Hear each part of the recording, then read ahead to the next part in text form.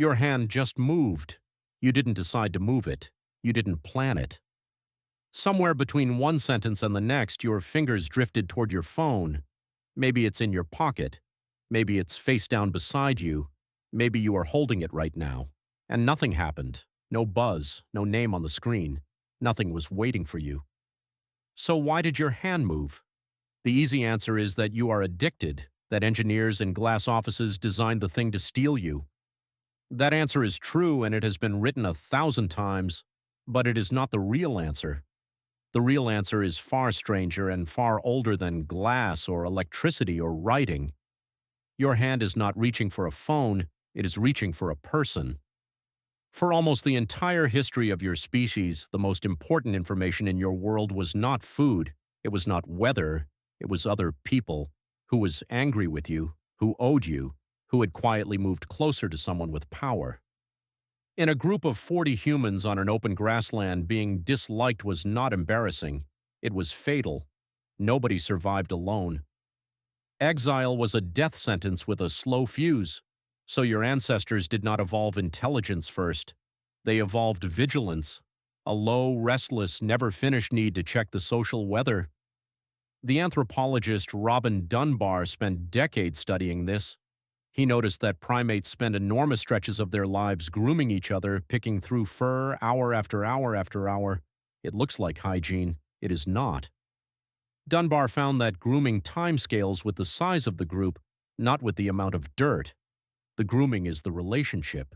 It is a way of saying, again and again, I am still here and you are still mine. But grooming has a hard ceiling. You can only touch one body at a time. Dunbar's argument is that human language evolved partly to break that ceiling. Talking lets you groom several people at once.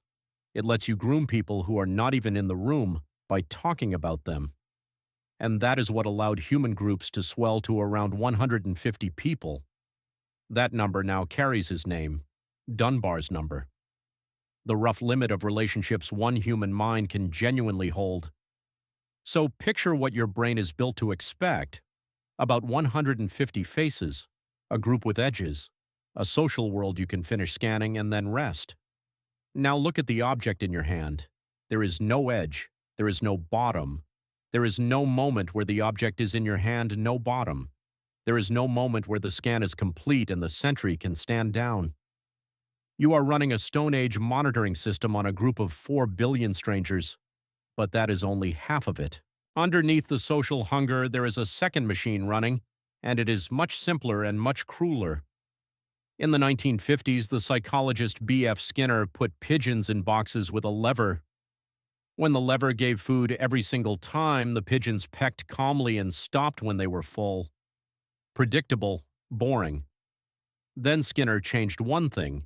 He made the food arrive at random, sometimes after 3 pecks, sometimes after 20, sometimes not at all. The pigeons went insane. They pecked far more, far longer, and kept pecking long after the food stopped coming entirely.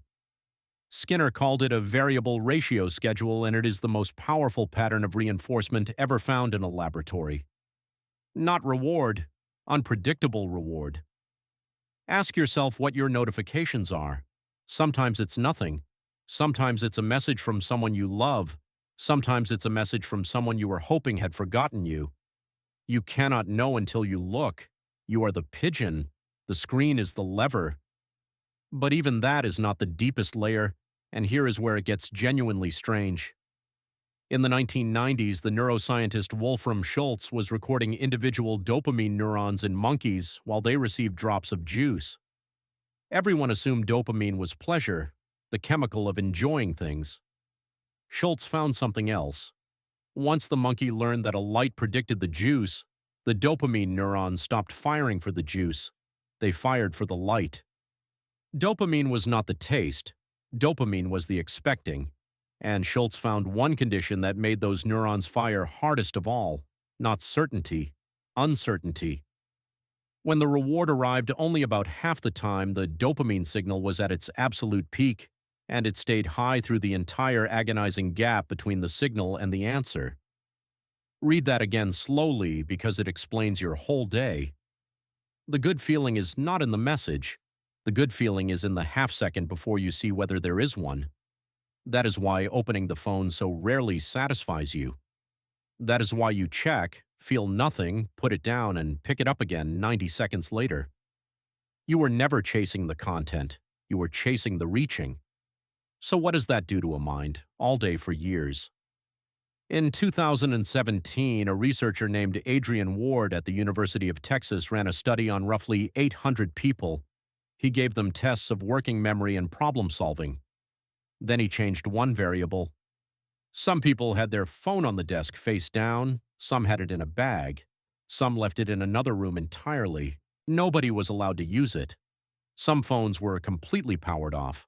The people whose phone was simply in the room with them scored measurably worse, not because they were distracted by it, because part of the mind was spending energy on not looking at it. Ward called it brain drain. The phone did not have to ring to take something from you. It only had to exist nearby. Think about what that means. A piece of your attention is standing guard over an object, the way your ancestors stood guard over a tree line. And here is the part almost nobody says out loud.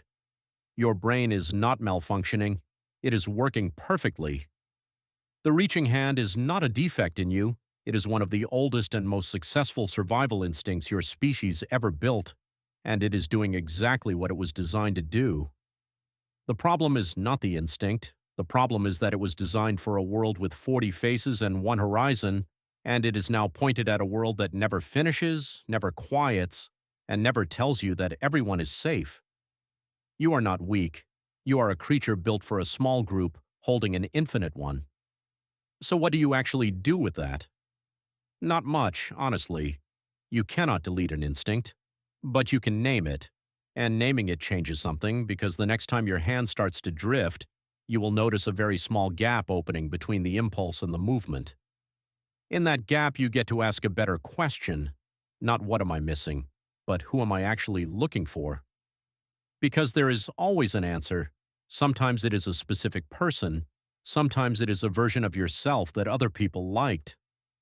Sometimes it is just the reassurance that somebody, anybody, still noticed you exist today. That last one is the ancient one.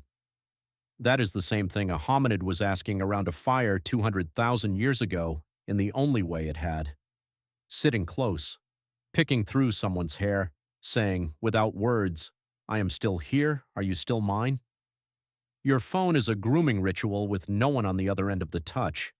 It answers the question 1,000 times a day and it never once answers it properly, and that is precisely why you keep asking. So put it down, not forever, just for now. And notice something. That itch you feel in your palm right now is not boredom, and it is not addiction, and it is not a broken brain. It is 4 million years of your ancestors leaning toward each other in the dark. Your hand just moved. Now you know who it was reaching for.